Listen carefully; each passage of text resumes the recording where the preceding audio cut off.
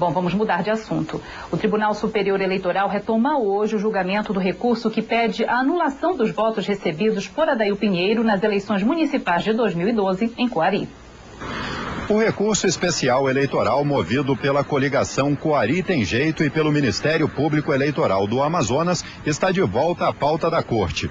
Hoje, os ministros do TSE vão decidir se aceitam ou não os argumentos pela anulação do pleito de 2012, que deu a Adail Pinheiro mais um mandato à frente da Prefeitura de Coari.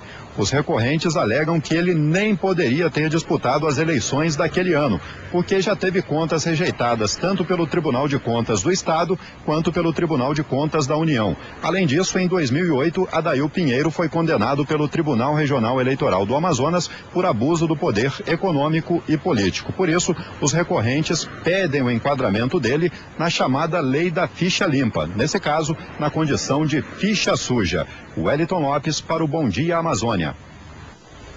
E a Secretaria de Direitos Humanos da Presidência da República criou um grupo de trabalho que vai definir um protocolo padrão de procedimentos para atuação em casos de exploração sexual de crianças e adolescentes. O grupo será formado por representantes da Secretaria, dos Ministérios da Justiça, Saúde, Educação e Desenvolvimento Social, além de instituições que atuam na defesa dos direitos das crianças e adolescentes. O resultado dos trabalhos deverá ser apresentado no prazo de 180 dias. E ainda nesta edição, você vai ver que parlamentares do Amazonas deixaram para depois das eleições a instalação da CPI da pedofilia no estado. Olha, recentemente, quando estiveram aqui em Manaus, as deputadas federais Érica Cocai e Lilian Sá, da CPI da Câmara, que investiga redes de exploração sexual de crianças e adolescentes, foram bastante críticas em relação à blindagem de autoridades envolvidas com esse tipo de crime. Chegaram, inclusive, a cobrar providências do Estado, do Judiciário e dos parlamentares. Você lembra disso? Nós noticiamos aqui no Bom Dia. Dá uma olhada no que elas falaram no dia 20 de fevereiro.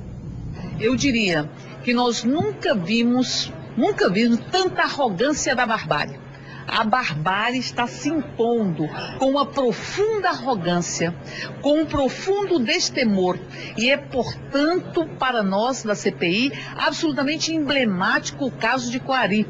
Nós temos uma disputa entre a barbárie e o Estado Democrático de Direito, a barbárie e a lei. E nós vamos mostrar que a lei ela vai prevalecer. Nós vamos correr atrás desse prejuízo, né? Porque a população merece uma resposta, sim, do Poder Judiciário, do Poder do Tribunal de Justiça desse Estado, do governador, que até agora não vi nenhum pronunciamento do governador em relação a isso, dos senadores desse Estado, dos deputados federais, que nós não vimos aqui dar apoio a esse trabalho nosso aqui. Então nós temos que cobrar dessas autoridades, sim, que eles se tomem um posicionamento e que enfrente para que o Amazonas, que é um estado lindo, cheio de riquezas, não seja conhecido como a porta de entrada dos predadores de sexo com criança, dos predadores de infância, né? Não pode ser conhecido assim. Então as pessoas perguntam para a gente, por que o estado do Amazonas? Porque aqui foi o estado que se manifestou pedindo socorro e nós queremos dar uma resposta para o estado. E na época todas as autoridades, né, correram para dar resposta com relação a isso, repudiaram, e naquele período os parlamentares tinham adiado a criação de uma comissão parlamentar de inquérito estadual. Deixaram para depois do carnaval. Ontem eles voltaram a se reunir e quando se achava que viria uma resposta às críticas feitas pelas deputadas e a própria sociedade amazonense, não foi o que aconteceu. Os deputados estaduais eleitos pelo povo para representá-los adiaram a criação da CPI mais uma vez. E era a oportunidade de investigar supostas redes de exploração sexual de crianças e adolescentes. Ontem, em reunião a portas fechadas, a maioria dos deputados estaduais presentes votou a favor da criação da CPI, mas só depois das eleições, que são em outubro. Foi uma discussão longa e difícil. Era preciso determinar quando a CPI seria instalada. O presidente da Assembleia decidiu consultar os 21 deputados presentes.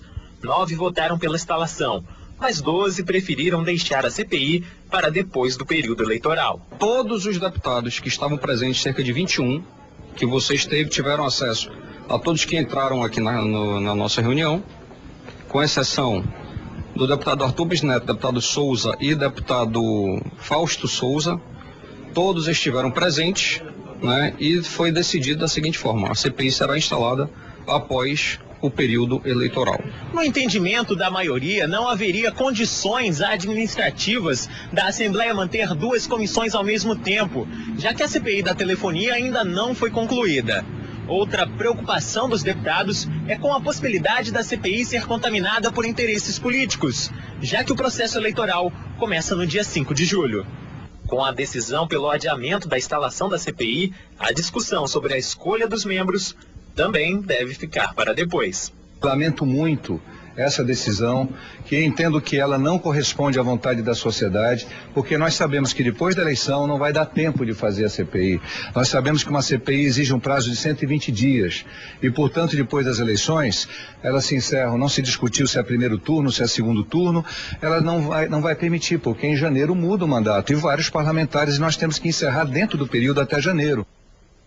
Olha, o interessante é que aqui os parlamentares estaduais acham que não é viável aí a instalação da CPI por causa do período eleitoral. Mas a CPI da Câmara dos Deputados vai funcionar até meados de setembro, quando a Câmara Federal com os deputados aí devem votar o relatório final. E a deputada federal Érica Cocai, presidente da CPI da exploração sexual de crianças e adolescentes na Câmara Federal, lamentou o adiamento da instalação da CPI no Estado. A parlamentar disse que é necessária a instalação da comissão com urgência, devido à gravidade da situação aqui no Amazonas. Érica Cocai acredita que os trabalhos de uma comissão de investigação podem coibir novos casos de pedofilia no Estado.